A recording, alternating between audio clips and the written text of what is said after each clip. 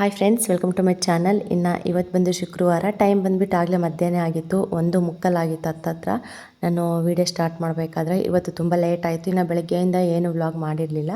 ಇವತ್ತು ಕೂಡ ಅಷ್ಟೇ, ಧನು ಕೂಡ ಬಂದುಬಿಟ್ಟು ಚೆನ್ನಾಗಿ ಆಟಾಡಿ, ಮಣ್ಣಲ್ಲೆಲ್ಲ ಉರುಳಾಡಿ, ನೀರಲ್ಲೆಲ್ಲ ಆಟಾಡಿ ಚೆನ್ನಾಗಿ ಆಟಾಡಿಬಿಟ್ರು. ಇನ್ನು ಫೈನಲಿ ಸ್ನಾನ ಮಾಡಿಸ್ಬಿಟ್ಟೆ ಅವ್ರಿಗೆ. ಸ್ನಾನ ಮಾಡಿಸ್ಬಿಟ್ಟು ಇನ್ನು ಸ್ನಾನ ಮಾಡಿದ ತಕ್ಷಣವೇ ಹೊಟ್ಟೆ ಹಸಿವುತ್ತದಲ್ಲ, ಇನ್ನು ಊಟ ಬೇಕಂತಂದರು. ಇನ್ನು ಬೆಳಗ್ಗೆ ಟೊಮೊಟೊ ಬಾತ ಮಾಡಿದ್ದೆ, ಇನ್ನು ಊಟ ಇಟ್ಕೊಟ್ಟಿದ್ದೀನಿ, ತಿಂತಾಯಿದ್ದಾರೆ. ಇನ್ನು ನಾನು ಕೂಡ ಅಷ್ಟೇ, ನಾನು ಕೂಡ ಸ್ನಾನ ಮಾಡ್ಕೊಂಡು ಇನ್ನು ಫ್ರೆಶ್ ಅಪ್ ಆಗಿ ಇನ್ನು ಕೂತ್ಕೊಂಡ್ವಿ. ಬಿಸಿಲು ಅಂದರೆ ಸಿಕ್ಕಾಪಟ್ಟೆ ಬಿಸಿಲು. ಇವರಂತೂ ಕುಣಿತಾ ಇದ್ದಾರೆ ಸುಮ್ಮನೆ. ಹೆಂಗೋ ಈ ಮನೆ ಅಂತೂ ತುಂಬ ಫ್ರೀಯಾಗಿದೆ. ಎಷ್ಟು ಜನ ಮಕ್ಕಳಾದ್ರೆ ಆಡ್ಕೊಬೋದು, ಆರಾಮಾಗಿ ಆಟ ಆಡ್ತಾ ಇರ್ತಾರೆ. ಒಳಗಡೆ ಸೆಕೆ ಆಗುತ್ತೆ, ಹೊರಗಡೆ ಬನ್ನಿ ಅಂದರೂ ಕೂಡ ಒಳಗಡೆನೇ ಕುಣಿತಾ ಇರ್ತಾರೆ. ಅಷ್ಟು ಖುಷಿ ಅವರಿಗೆ. ಇನ್ನು ಫೈನಲಿ ನಾನು ಒಂದು ವಾರದ ಮುಂಚೆನೇ ಅಂದ್ಕೊಂಡಿದ್ದೆ, ನಮ್ಮ ಚಿಕ್ಕತ್ತರ ಮನೆಗೆ ಹೋಗಿ ಟಾಪ್ ತೊಗೊಂಡಿದ್ದೆ ಮೀಶೋದಿಂದ, ಸ್ಟಿಚ್ ಹಾಕ್ಸ್ಕೊಬರೋಣ ಅಂತ ಹೇಳ್ಬಿಟ್ಟು ಅಲ್ಲೇ ಇಟ್ಟು ಬಂದಿದ್ದೆ. ತುಂಬ ದಿನ ಆಯ್ತು ಹಬ್ಬಕ್ಕೆ ಇಟ್ಟು ಬಂದಿರೋ ಟಾಪ್ಸು ಅಲ್ಲೇ ಇತ್ತು. ನಮ್ಮ ಅತ್ತೆ ಫೋನ್ ಮಾಡ್ತಾನೇ ಇದ್ದರು, ಬಾ ನಾನು ಫ್ರೀ ಇದ್ದೀನಿ ಇಟ್ಕೊಡ್ತೀನಿ ಅಂತ ಹೇಳ್ಬಿಟ್ಟು. ಬಟ್ ನನಗೆ ಹೋಗೋದಕ್ಕೆ ಆಗ್ತಾ ಇರಲಿಲ್ಲ. ಹೋದ ಶನಿವಾರ ಭಾನುವಾರನೂ ಹೋಗಬೇಕಿತ್ತು, ಇನ್ನು ಹೋಗಿರಲಿಲ್ಲ. ಅದಕ್ಕೆ ಇವತ್ತು ಶುಕ್ರವಾರ ಅಲ್ಲ, ಅವ್ರಿಗೆ ರಜೆ ಇತ್ತು.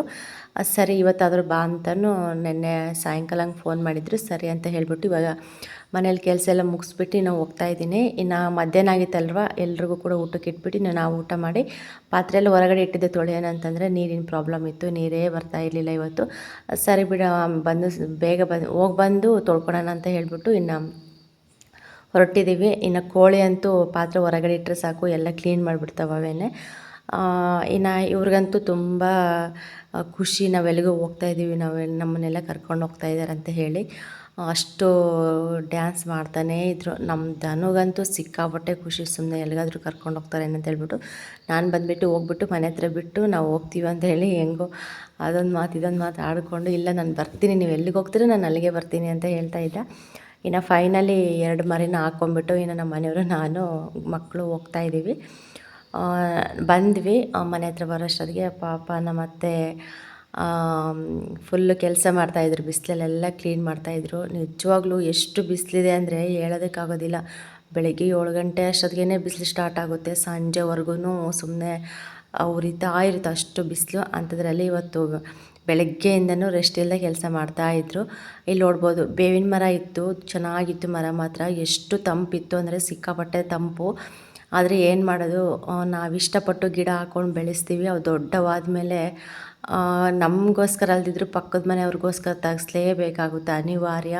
ಆ ಥರ ಪರಿಸ್ಥಿತಿ ಬಂದುಬಿಟ್ಟು ಇವತ್ತು ಒಂದು ಮರನೇ ತೆಗೆಸ್ಬಿಟ್ಟಿದ್ದಾರೆ. ಬೇವಿನ ಮರ ತುಂಬ ಚೆನ್ನಾಗಿತ್ತು, ತೆಗೆಸ್ಬಿಟ್ಟಿದ್ದಾರೆ.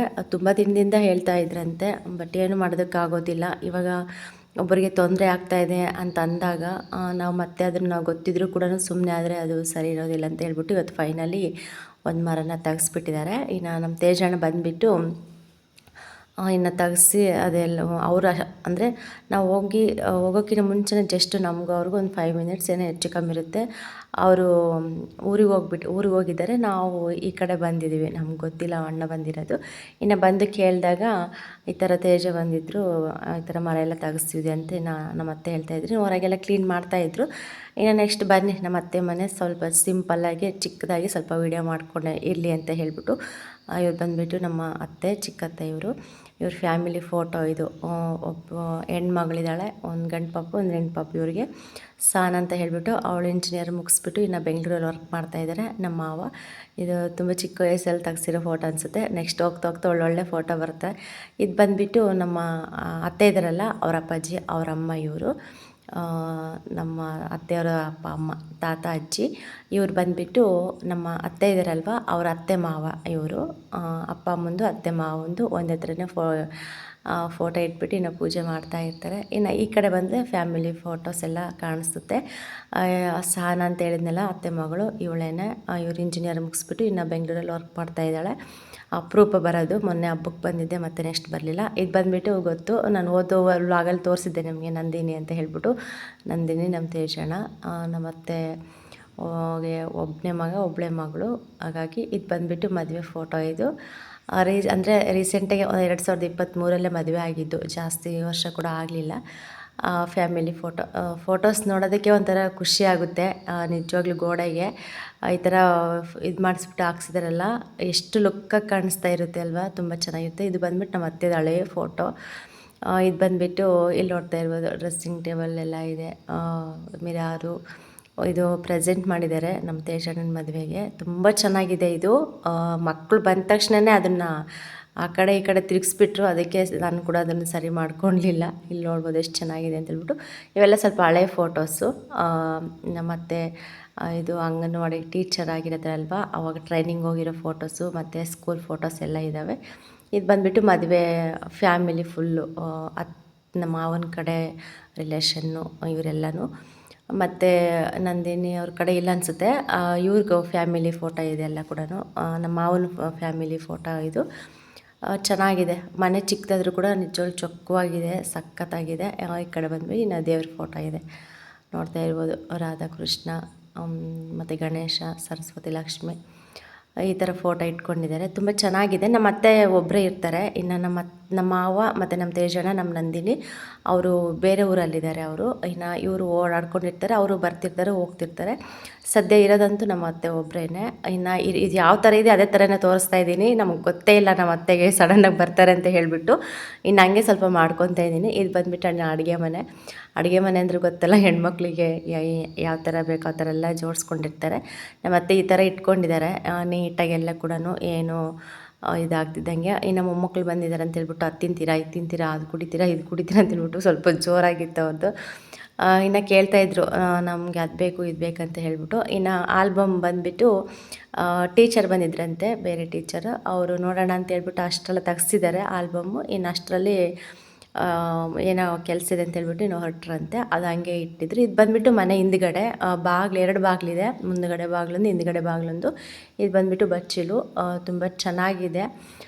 ಈ ಕಡೆ ಬಂದುಬಿಟ್ಟು ಹೊರಗಡೆ ಅಲ್ವಾ, ಎಲ್ಲ ಕೂಡ ವಾತಾವರಣ ಅಂತೂ ಸಖತ್ತಾಗಿ ಕಾಣಿಸುತ್ತೆ. ನಮ್ಮ ಅತ್ತೆಯವರು ಹಿಂದಿನ ಬಾಗಿಲಲ್ಲೇ ಹೊಲ ಇದೆ, ಹೊಲ ಬೆಳೆ ಎಲ್ಲ ಇಟ್ಟಿದ್ದಾರೆ. ಇನ್ನು ಚೆನ್ನಾಗಿರುತ್ತೆ ಹೋಗ್ತಾ ಹೋಗ್ತಾ ನೋಡೋದಕ್ಕೆ. ಇನ್ನು ಮಳೆ ಬಂದ್ರಂತೂ ಸಖತ್ ಇರುತ್ತೆ ವ್ಯೂಸು. ಇದು ಬಂದುಬಿಟ್ಟು ರೂಮ್ ಇದೆ, ಒಂದು ರೂಮು. ಈ ಕಡೆ ಬಂದುಬಿಟ್ಟು ದೇವ್ರ ಮನೆ. ನೋಡ್ಬೋದು ಯಾವ ಥರ ಸಿಂಪಲ್ ಆಗಿದೆ ಅಂತ ಹೇಳ್ಬಿಟ್ಟು.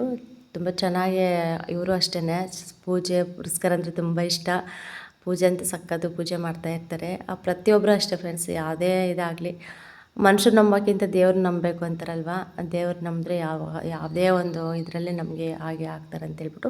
ಇದು ಬಂದುಬಿಟ್ಟು ರೂಮು. ಆ ಕಡೆ ಫಸ್ಟ್ಗೆ ಸ್ಟಾರ್ಟಿಂಗ್ ತೋರಿಸಿದ್ನಲ್ವ, ಇದು ಮುಂದ್ಗಡೆ ಬಾಗಿಲು ಕೂಡ ಇದೆ. ಇದು ನಮ್ಮ ಮನೆಯವ್ರು ಕೂತ್ಕೊಂಡಿದ್ರಲ್ಲ ಚೇರ್ ಹಾಕ್ಕೊಂಡು, ಅಲ್ಲಿ ಡೋರ್ ಕಾಣಿಸ್ತಲ್ವ, ಅದು ಈ ರೂಮೇನೆ. ಅದು ಈ ಕಡೆನೂ ಬಾಗಿಲಿದೆ, ಮುಂದ್ಗಡೆನೂ ಬಾಗಿಲಿದೆ. ಇದಕ್ಕೆ ಇಲ್ಲಿ ಯಾರೂ ಇರೋದಿಲ್ಲ. ಇನ್ನು ಬಟ್ಟೆ ಮತ್ತು ಸ್ವಲ್ಪ ಅಕ್ಕಿ, ರಾಗಿ ಆ ಥರ ಎಲ್ಲ ಚೀಲಗಳು ಹಾಕ್ಕೊಟ್ಟಿದ್ದಾರೆ. ಮತ್ತು ಒಂದು ಮಂಚ ಇದೆ ಅಷ್ಟೇ. ಎಲ್ಲ ಕೂಡ ಈ ಕಡೆನೇ ಹಾಲು ಮತ್ತು ಇಲ್ಲಿ ಅಡುಗೆ ಮನೆ. ಇನ್ನೊಂದು ರೂಮ್ ಇದೆ ಅಲ್ವ, ಚಿಕ್ಕ ರೂಮು, ಅಲ್ಲಿ ಎಲ್ಲ ಮಲ್ಕೋಬೋದು. ಇಲ್ಲಿ ನೋಡ್ಬೋದು. ಇನ್ನು ಹಾಲು ಅನ್ನ ತಿಂತೀರಾ, ಮೊಸರನ್ನ ತಿಂತೀರಾ ಅಂತ ಕೇಳಿದ್ದಕ್ಕೆ ಹಾಲು ಅನ್ನ ತಿಂತೀವಿ ಅಂತ ಕೇಳ್ತಾಯಿದ್ರು. ಇನ್ನು ಅವ್ರಿಗೆಲ್ಲ ಸ್ವಲ್ಪ ಹಾಲು ಅನ್ನ ಹಾಕ್ಕೊಟ್ಟು ಇನ್ನು ತಿನ್ನಿರಿ ಅಂತ ಹೇಳ್ಬಿಟ್ಟು ಇನ್ನು ಕುಂದಿರ್ಸಿದ್ದಾರೆ. ಇಷ್ಟೇ ಫ್ರೆಂಡ್ಸ್, ನೋಡ್ತಾ ಇರ್ಬೋದು ಅಡುಗೆ ಮನೆ. ತುಂಬ ಚೆನ್ನಾಗಿದೆ ಅಪ್ಪ. ಈ ಮನೆ ಕಟ್ಸೋದಕ್ಕೆ ಕೂಡ ತುಂಬ ಕಷ್ಟಪಟ್ಟಿದ್ದಾರೆ. ನಿಜ ನಾವು ಅಂದ್ಕೊಳ್ತೀವಿ, ನೋಡಿದ ತಕ್ಷಣವೇ ಬಿಡು ಅವ್ರಿಗೇನು ಚೆನ್ನಾಗಿದ್ದಾರೆ ಹಂಗೆ ಹಿಂಗೆ ಅಂತ ಹೇಳ್ಬಿಟ್ಟು, ಅದರಿಂದ ಎಷ್ಟು ಕಷ್ಟ ಇರುತ್ತೆ ಅನ್ನೋದು ಕೇಳಿ ತಿಳ್ಕೊಂಡು ಆಮೇಲೆ ಗೊತ್ತಾಗುತ್ತೆ. ಎಲ್ರಿಗೂ ಅಷ್ಟೇ. ಇವಾಗ ನಾವು ಅಷ್ಟೇ, ಪ್ರತಿಯೊಬ್ಬರನ್ನು ನೋಡ್ತಿರ್ತೀವಿ, ಚೆನ್ನಾಗಿರ್ತಾರೆ ಅಂದರೆ ಅದರಿಂದ ಭಾಳ ಕಷ್ಟಪಟ್ಟಿರ್ತಾರೆ.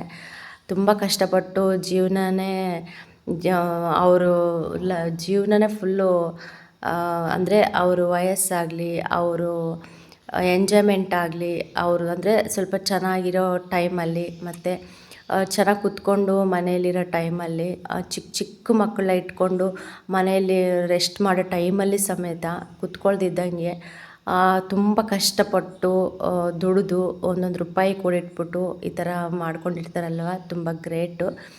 ಎಲ್ಲ ಕೂಡ ಒಂದು ಹಂತಕ್ಕೆ ಬರಬೇಕಂದ್ರೆ ಸಾಮಾನ್ಯ ಅಲ್ಲ. ತುಂಬ ಎಫರ್ಟ್ ಹಾಕಿರ್ತಾರೆ ಜೀವನದಲ್ಲಿ. ಅಷ್ಟು ಕಷ್ಟಪಟ್ಟು ಮೇಲೆ ಬಂದಿರ್ತಾರಲ್ವ. ಇವಾಗ ಗೊತ್ತಾಗ್ತಿರುತ್ತೆ. ನಾವೆಲ್ಲ ಇವಾಗ ನೋಡ್ತಾ ಇರ್ತೀವಿ ಬಿಡು, ಅವ್ರಿಗೇನು ಚೆನ್ನಾಗಿದ್ದಾರೆ ಹಂಗೆ ಹಿಂಗೆ ಅನಿಸುತ್ತೆ. ಬಟ್ ಹಿಂದೆ ಭಾಳ ಶ್ರಮ ಪಟ್ಟಿರ್ತಾರೆ. ಒಂದೊಂದು ಸತಿ ಗೊತ್ತಿಲ್ಲದೇ ಕೆಲವ್ರು ಅಂದರೆ ನಾವೇ ಅಂದ್ಕೊಳ್ಳಿ ಅಪಾರ್ಥ ಮಾಡ್ಕೊಬಿಡ್ತೀವಿ, ಬಿಡು ಅವ್ರಿಗೇನು ಚೆನ್ನಾಗಿದ್ದಾರೆ ಹಂಗೆ ಹಿಂಗೆ ಅಂತೇಳ್ಬಿಟ್ಟು. ಕೇಳಿ ತಿಳ್ಕೊಂಡು ವಿಚಾರಿಸಿದ ಮೇಲೆ ಗೊತ್ತಾಗೋದು ಹಿಂದೆ ಎಷ್ಟು ಕಷ್ಟಪಟ್ಟು ಬೆಳೆದಿರ್ತಾರೆ ಅಂತ ಹೇಳ್ಬಿಟ್ಟು. ಈ ಮನೆ ಕಟ್ಸೋದಕ್ಕೂ ಕೂಡ ಅಷ್ಟೇ, ತುಂಬ ಕಷ್ಟಪಟ್ಟಿದ್ದಾರೆ. ಊರಿಂದ ಊರಿಗೆ ಹೋಗ್ಬಿಟ್ಟು ಸಂಬಳ ಬಂದುಬಿಟ್ಟು ಬರೀ ಅವಾಗ 200 ರೂಪಾಯಿ 250 ರೂಪಾಯಿ ಸಂಬಳ ದುಡಿದು ಅಲ್ಲಿ ಇಲ್ಲಿ ಸಾಲ ಮಾಡಿ ಮಕ್ಳಿಗೋಸ್ಕರ ಎಷ್ಟೋ ಕಷ್ಟ ಅವಮಾನ ಎಲ್ಲ ಪಟ್ಟು ಬೆಳೆದಿರ್ತಾರಲ್ವ, ಅದು ತುಂಬ ಗ್ರೇಟ್ ಅದು. ಬಟ್ ಯಾವುದೇ ಒಂದು ಮುಂದೆ ಆಗಲಿ ಜೀವನ ಚೆನ್ನಾಗಿರುತ್ತೆ. ನಾವು ಎಷ್ಟು ಪಡ್ತೀವೋ ಮುಂದೆ ಜೀವನ ಚೆನ್ನಾಗಿರುತ್ತೆ. ಆವಾಗ ಆ ಕ್ಷಣಕ್ಕೆ ನಮಗೆ ತುಂಬ ಕಷ್ಟ ಅನ್ಬೋದು, ಜೀವನನೇ ಬೇಡ ಅನ್ಬೋದು, ಅಷ್ಟು ರೇಂಜ್ ಇರುತ್ತೆ. ಆಮೇಲೆ ಹೋಗ್ತಾ ಹೋಗ್ತಾ ಸ್ವಲ್ಪ ಚೆನ್ನಾಗಾಗಿ ಇದಾದಮೇಲೆ ಅವಾಗ ಒಳ್ಳೆ ಟೈಮ್ ಬರುತ್ತಲ್ಲ, ಅವಾಗ ಅನಿಸುತ್ತೆ ಇಷ್ಟು ವರ್ಷ ನಾವೆಲ್ಲ ಹಿಂದೆ ಕಷ್ಟಪಟ್ಟಿದ್ದಕ್ಕೆ ಇವಾಗ ಸ್ವಲ್ಪ ಪರವಾಗಿಲ್ಲ, ಈ ಸ್ಟೇಜ್ಗಿದ್ದೀವಿ ಅಂತ ಅನಿಸುತ್ತೆ. ಎಲ್ಲರೂ ಪ್ರತಿಯೊಬ್ಬರ ಜೀವನದಲ್ಲಿ ಇದ್ದೇ ಇರುತ್ತೆ ಫ್ರೆಂಡ್ಸ್. ಏನು ಗೊತ್ತಾ, ತುಂಬ ಕಷ್ಟಪಟ್ಟು ಮೇಲೆ ಬಂದಿರ್ತಾರಲ್ವ, ಅದು ಆ ಕಷ್ಟ ಅವ್ರಿಗೆ ಗೊತ್ತಿರುತ್ತೆ. ಇವಾಗ ನಮ್ಮ ಜೀವನದಲ್ಲಿ ಅಷ್ಟೇ, ನಾವು ಎಷ್ಟು ಕಷ್ಟಪಟ್ಟಿರ್ತೀವಿ ಅಂತ ಹೇಳ್ಬಿಟ್ಟು ನಮಗೆ ಮಾತ್ರ ಗೊತ್ತಿರುತ್ತೆ. ನಿಮ್ಮ ಲೈಫ್ ಅಷ್ಟೇ, ನೀವೆಷ್ಟು ಕಷ್ಟಪಟ್ಟಿರ್ತೀರ ಅನ್ನೋದು ನಿಮಗೆ ಗೊತ್ತಿರುತ್ತೆ. ಬಟ್ ನನಗೆ ನಿಮ್ಮ ಬಗ್ಗೆ ಗೊತ್ತಿರಲ್ಲ, ನಿಮಗೆ ಅಂದರೆ ನಿಮ್ಮ ಬಗ್ಗೆ ನಮಗೆ ಗೊತ್ತಿರೋದಿಲ್ಲ. ಅದೆಲ್ಲ ಗೊತ್ತಾದ ಮೇಲೆ ನಮ್ಗೆ ಗೊತ್ತಾಗೋದು ಎಷ್ಟು ಕಷ್ಟಪಟ್ಟು ಬೆಳೆದಿರ್ತಾರೆ ಅಂತ ಹೇಳ್ಬಿಟ್ಟು. ಹಂಗಿರುತ್ತೆ, ಇರಲಿ. ಲೈಫ್ ಆದಮೇಲೆ ಎಲ್ರದ್ದು ಅಷ್ಟೇ ಜೀವನ. ಇನ್ನು ಇಲ್ಲಿ ಬಂದುಬಿಟ್ಟು ತುಂಬ ದಿನ ಆಗಿದೆ ಮಿಷಿನ್ ಮತ್ತೆ ಇಟ್ಬಿಟ್ಟು. ಇವಾಗ ಬಂದುಬಿಟ್ಟು ಟಾಪ್ ಹಿಡಿಯೋದಕ್ಕೆ ಮಿಷಿನ್ ತಂದಿಲ್ಲೇ ಸೆಟ್ ಮಾಡ್ತಾಯಿದ್ದಾರೆ. ಮುಂಚೆ ಎಲ್ಲ ಚೆನ್ನಾಗೇ ಲಂಗ ಬ್ಲೌಸ್ ಎಲ್ಲ ಹೊಲಿತಾ ಇದ್ರಂತೆ. ಇದು ಬಂದುಬಿಟ್ಟು ನಮ್ಮ ಮಾವ ಹೊಲಿತಿದ್ರು ಮುಂಚೆ. ನಮ್ಮ ಮಾವ ಇವಾಗಲೂ ಅಷ್ಟೇ ಬ್ಲೌಸ್ ಏನಾದರೂ ಹಾಕಿದ್ರೆ ಹೊಲಿತಾರೆ.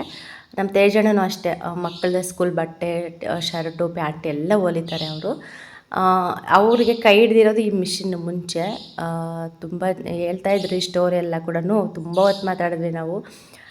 ನಿಜ, ಏನೇ ಒಂದು ತಗೊತೀವಿ, ಏನೋ ಒಂದು ಮಾಡ್ತೀವಿ ಅಂತ ಅಂದಾಗ ಫಸ್ಟ್ನೇ ಸ್ಟಾರ್ಟಿಂಗು ಸ್ಟೆಪ್ಪು ಇಡ್ತೀವಲ್ವ, ಅದು ತುಂಬ ಇಂಪಾರ್ಟೆಂಟು ಜೀವನದಲ್ಲಿ.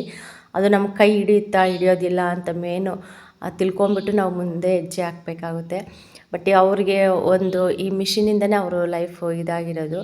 ಅದನ್ನು ವರ್ಷಾನುಗಟ್ಟಲೆ ಕೂಡ ಹಂಗೆ ಇಟ್ಕೊಂಡು ಕಾಪಾಡ್ಕೊಬಂದರೆ. ಈ ಮಿಷಿನ್ ತೊಗೊಬಿಟ್ಟು ಸುಮಾರು ಒಂದು 32 ವರ್ಷ ಆಗುತ್ತೆ ಅನಿಸುತ್ತೆ. ಅವಾಗಿಂದ ಕೂಡ ಮಿಷಿನ್ನಲ್ಲಿ ಬಟ್ಟೆ ಹೊಲಿದುಬಿಟ್ಟು ಜೀವನ ಮಾಡಿ ಕಷ್ಟಪಟ್ಟು ಹೆಂಗೋ ಮೇಲಕ್ಕೆ ಬಂದಿದ್ದಾರೆ. ಇವಾಗಲೂ ಅಷ್ಟೇ, ನಮ್ಮ ಮಾವ ಅವಾಗ ಯಾವಾಗಾದರೂ, ಅಂದರೆ ಬೇರೆಯವರು ಯಾರೂ ಹಾಕ್ಸ್ಕೊಳ್ಳಲ್ಲ ಇವಾಗ ಸದ್ಯಕ್ಕೆ.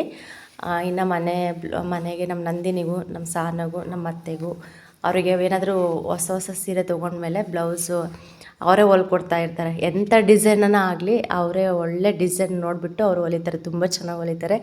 ತೋರಿಸ್ತೀನಿ ನೆಕ್ಸ್ಟ್ ವ್ಲಾಗಲ್ಲಿ ಯಾವಾಗಾದರೂ ಸಿಕ್ಕರೆ. ಅದೆಲ್ಲರನ್ನೂ ಕೂಡ, ಫ್ಯಾಮಿಲಿ ಎಲ್ಲರನ್ನೂ ಕೂಡ ಪರಿಚಯ ಮಾಡಿಸ್ತೀನಿ. ಸದ್ಯಕ್ಕೆ ಇಷ್ಟೇ. ಟಾಪ್ಸ್ ಎಲ್ಲ ಇಟ್ಸ್ಕೊಂಡು ಇನ್ನು ಮನೆಗೆ ಬರೋಷ್ಟೊತ್ತಿಗೆ ಸಂಜೆ ಒಂದು 6:15 ಏನಾಗಿತ್ತು. ಅಲ್ಲಿಂದ ಬರೋಷ್ಟೊತ್ತಿಗೆ ಇನ್ನು ಅಲ್ಲೇ ಸೊಪ್ಪೆಲ್ಲ ಬಂದಿತ್ತು. ಇನ್ನು ಸೊಪ್ಪೆಲ್ಲ ತೊಗೊಂಡ್ಬಿಟ್ಟು ಇನ್ನು ಬಂದೆ.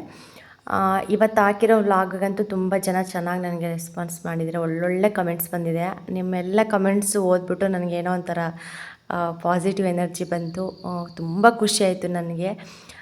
ಅಂದರೆ ನಾನು ಈ ಥರ ಇದ್ದೀನಿ ಅನ್ನೋದು ಕೂಡ ನನಗೆ ಒಂದೊಂದು ಸತಿ ಮರೆತೇ ಹೋಗುತ್ತೆ. ಅಷ್ಟು ಖುಷಿಯಾಯಿತು ನನಗೆ. ಒಂದೊಂದು ಕಮೆಂಟ್ಸ್ ಎಲ್ಲ ನೋಡಿಬಿಟ್ಟು ತುಂಬ ಖುಷಿಯಾಯಿತು. ಒಂದೊಂದು ಕಮೆಂಟ್ಸ್ ಬರ್ತಾಯಿದ್ರೆ ತುಂಬ ನನಗೆ ಎಷ್ಟು ಖುಷಿ ಆಗ್ತಾಯಿತ್ತು ಗೊತ್ತಾ. ಸುಮಾರು ಕಮೆಂಟ್ಸ್ ಎಲ್ಲ ಓದ್ಬಿಟ್ಟು ನೆಕ್ಸ್ಟ್ ವ್ಲಾಗಲ್ಲಿ ಹೇಳ್ತೀನಿ. ಈ ವ್ಲಾಗು ಇಷ್ಟಕ್ಕೆ ಇವತ್ತು ಎಂಡ್ ಮಾಡ್ತಾಯಿದ್ದೀನಿ. ನೆಕ್ಸ್ಟ್ ವ್ಲಾಗಲ್ಲೆಲ್ಲ ಕೂಡ ಶೇರ್ ಮಾಡ್ಕೊಳ್ತೀನಿ ನಿಮ್ಮ ಹತ್ರ. ಮತ್ತು ಕಮೆಂಟ್ಸ್ ಕೂಡ ಬಂದರು, ಹೋಮ್ ಟೂರ್ ಮಾಡಿ, ಮತ್ತು ನಿಮ್ಮ ಮದುವೆ ಸ್ಟೋರಿ ಹೇಳಿ, ನಿಮ್ದು ಲವ್ ಮ್ಯಾರೇಜ್ ಅರೇಂಜ್ ಮ್ಯಾರೇಜ್ ಅಂತ ಎಲ್ಲ ಕೂಡ ಹೇಳ್ತೀನಿ ಫ್ರೆಂಡ್ಸ್. ನಿಜವಾಗ್ಲೂ ಎಲ್ಲ ಪಕ್ಕ ಶೇರ್ ಮಾಡ್ಕೊಳ್ತೀನಿ. ನಾನೊಂದು ಕ್ವಶನ್ ಕೇಳ್ತೀನಿ, ಬೇಜಾರು ಮಾಡ್ಕೊಬೇಡಿ. ನಿಮ್ಗೇನು ಅನಿಸುತ್ತೆ ಕಮೆಂಟಲ್ಲಿ ತಿಳಿಸಿ. ನಮ್ಮದು ಲವ್ ಮ್ಯಾರೇಜ್ ಅನಿಸುತ್ತಾ ಇಲ್ಲ ಅರೇಂಜ್ಡ್ ಮ್ಯಾರೇಜ್ ಅನಿಸುತ್ತಾ ಅಂತ ಹೇಳಿ. ನೀವು ಪಕ್ಕ ಏನು ಹೇಳ್ತೀರ ನೋಡ್ಕೊಂಬಿಟ್ಟು ನಾನು ನೆಕ್ಸ್ಟು ಮದುವೆ ಬಗ್ಗೆ ಮಾತಾಡೋಣ. ನಮ್ಮ ಮದುವೆ ಬಗ್ಗೆ ಅಂತೂ ತುಂಬ ಸ್ಟೋರಿ ಇದೆ. ಕೇಳಿಬಿಟ್ರಂತೂ ನಿಮಗೆ ಒಂಥರ ಬೇಜಾರು ಆಗುತ್ತೆ, ಮತ್ತು ಒಂಥರ ಖುಷಿನೂ ಆಗುತ್ತೆ ನಿಮಗೆ. ಬಟ್ ಮಿಸ್ ಮಾಡಬೇಡಿ. ನಮ್ಮದು ಲವ್ ಮ್ಯಾರೇಜ್ ಅನಿಸುತ್ತಾ ಅರೇಂಜ್ಡ್ ಮ್ಯಾರೇಜ್ ಅನಿಸುತ್ತಾ ಆ ಕಮೆಂಟಲ್ಲಿ ತಿಳಿಸಿ. ಅಂದರೆ ಗೊತ್ತಿರೋರು ಕರೆಕ್ಟಾಗಿ ಕಮೆಂಟ್ಸ್ ಮಾಡ್ತಿರ್ತೀರ. ಮತ್ತು ಪಾಪ ಹೊಸ್ದವ್ರಿಗೆಲ್ಲ ನೋಡ್ತಾ ಇರ್ತೀರಲ್ಲ, ಅದು ನಿಮ್ಗೆ ಗೊತ್ತಿರಲ್ಲ ಅನಿಸುತ್ತೆ. ಆದ್ರೂ ನಾನು ಜಾಸ್ತಿ ವ್ಲಾಗಲ್ಲೆಲ್ಲ ನಾನು ಮದುವೆ ಬಗ್ಗೆ ಆಗಲಿ, ನಮ್ಮ ಲೈಫ್ ಸ್ಟೋರಿ ಬಗ್ಗೆ ಆಗಲಿ ಯಾವುದ್ರಲ್ಲೂ ಜಾಸ್ತಿ ಶೇರ್ ಮಾಡ್ಕೊಂಡಿಲ್ಲ ಅನಿಸುತ್ತೆ. ನೋಡೋಣ, ಇವಾಗ ಇರಲಿ. ಇವಾಗ ಈ ಜರ್ನಿ ಸ್ಟಾರ್ಟ್ ಆಗ್ತಾ ಇದೆ ಅಲ್ವಾ, ಇವಾಗಿಂದ ಅದೊಂದು ಗೆಸ್ ಮಾಡಿಬಿಟ್ಟು ಕಮೆಂಟ್ ಮಾಡಿ. ಮತ್ತೆ ಸಿಗೋಣ ನೆಕ್ಸ್ಟ್ ವ್ಲಾಗಲ್ಲಿ ಫ್ರೆಂಡ್ಸ್. ಅಲ್ಲಿವರೆಗೂ ಈ ವ್ಲಾಗ್ ನೋಡಿಬಿಟ್ಟು ಇನ್ನೂ ಸಪೋರ್ಟ್ ಮಾಡಿ ನಮಗೆ. ನಿಮ್ಮ ಸಪೋರ್ಟ್ ಇದೇ ಥರ ಇರಲಿ. ಮತ್ತು ನಿಮ್ಮ ಕಮೆಂಟ್ಸಿಂದ ನನಗೆ ತುಂಬ ಖುಷಿ ಆಯಿತು. ಇನ್ನು ಅತ್ತೆ ಮನೆಗೆ ಹೋಗಿ ಬಂದೆ ಇವತ್ತು. ಫೈನಲಿ ಟಾಪ್ಸ್ ಎಲ್ಲ ಇಡ್ಸ್ಕೊಬಂದೆ. ನೆಕ್ಸ್ಟ್ ಯಾವಾಗಾದರೂ ರಜೆ ಇದ್ದಾಗ ಸಿಗ್ತೀನಿ ಅಂತ ಹೇಳ್ಬಿಟ್ಟು ಇನ್ನು ಅತ್ತೆಗೆ ಹೇಳಿ ಬಂದೆ. ಇನ್ನು ನಮ್ಮ ಗುಂಡಿಗಂತೂ ಫುಲ್ಲು ನಿದ್ದೆ, ಮಧ್ಯಾಹ್ನ ಎಲ್ಲ ನಿದ್ದೆ ಮಾಡಿರಲಿಲ್ಲ. ಓಕೆ ಫ್ರೆಂಡ್ಸ್, ಸಿಗೋಣ ನೆಕ್ಸ್ಟ್ ವ್ಲಾಗಲ್ಲಿ. ಅಲ್ಲಿವರೆಗೆ ವ್ಲಾಗ್ ನೋಡ್ತಾ ಇರ್ತೀನಿ.